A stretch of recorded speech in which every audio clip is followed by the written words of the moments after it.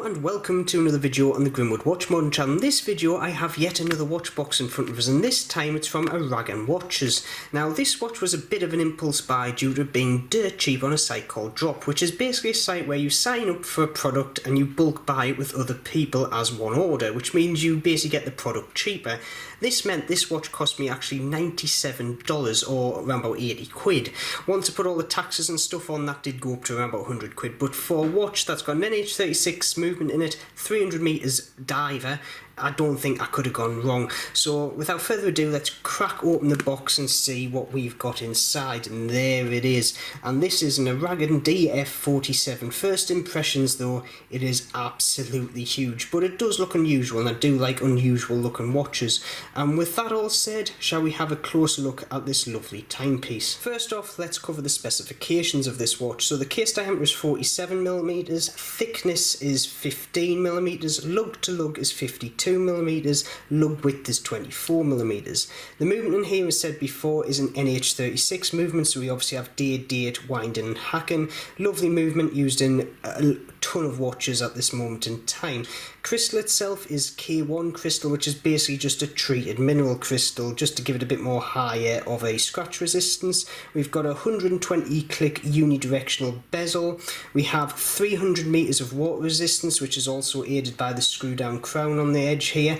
We have a black silicone strap, and overall this watch weighs around about 160 grams, just shy, let's say. So with all that out of the way, let's have a look at the aesthetics. Starting off with the colour scheme.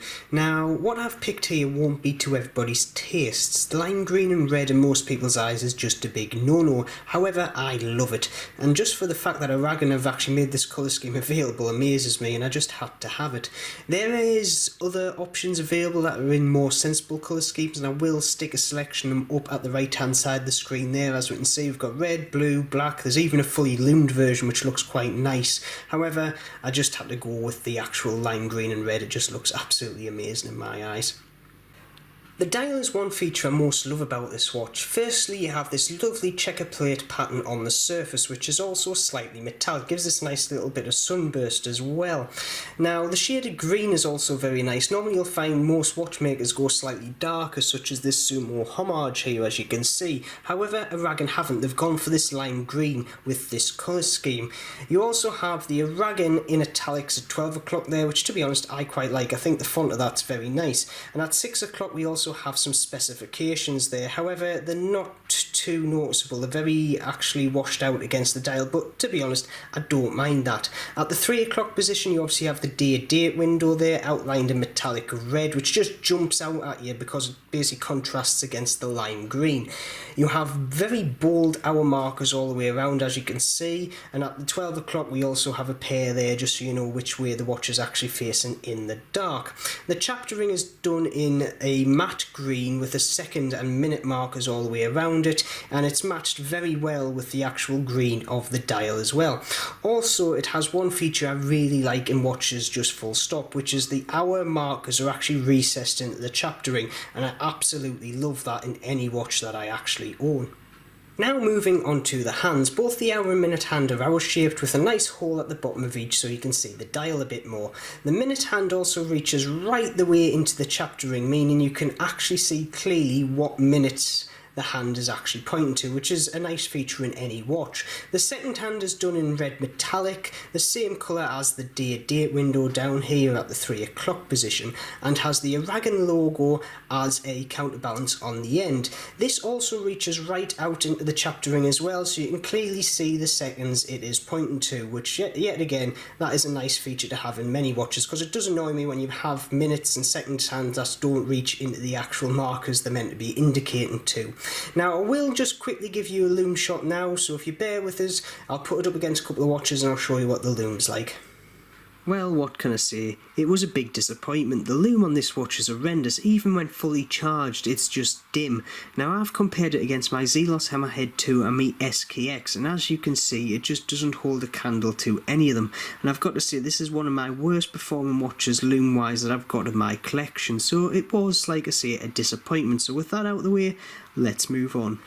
Moving to the bezel, action wise it is very good. Very responsive when ratcheting, there's hardly any bounce back whatsoever. Also it's easy to grip and turn, which is aided by this lovely coin edge design on the edge of the bezel. It's got numerals all the way around the outside which have got polished top surfaces, and then when you look down to the bottom surface we can see there it's kind of an effect of like a cast metal effect, and it's also coloured in matte black. And I actually quite look at the contrast makes the bezel very easy to read, and it makes it look very industrial in my mind as well. So overall, full points for the bezel.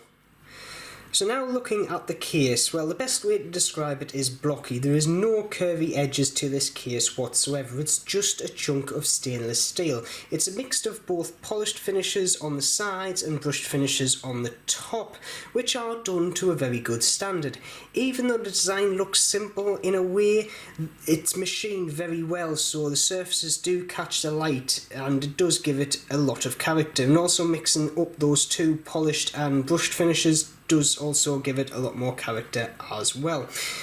Moving on to the side of the watch, like I say, we've got this lovely machined crown. This is yet again one of the more likeable features I do like about this watch. It's got a nice bit of knurling on there, it's very responsive, the actual action is very smooth, and we also have a Aragon logo actually etched into the edge with a nice little bit of lume in there as well, which is a nice touch. Turn the watch over, we can see it's got a display case back showing the NH36 beaten away inside. By no means is this movement the prettiest in the world. Now, would have been nice to see a custom rotor in there, such as what Invicta do.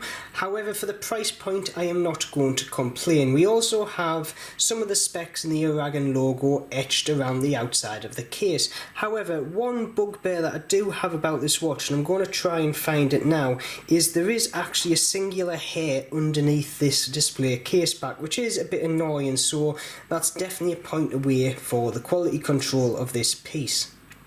Moving on to a wrist shot, and this is where the Aragon falls down a bit. This dwarfs my 6 3/4 inch wrists, as you can see.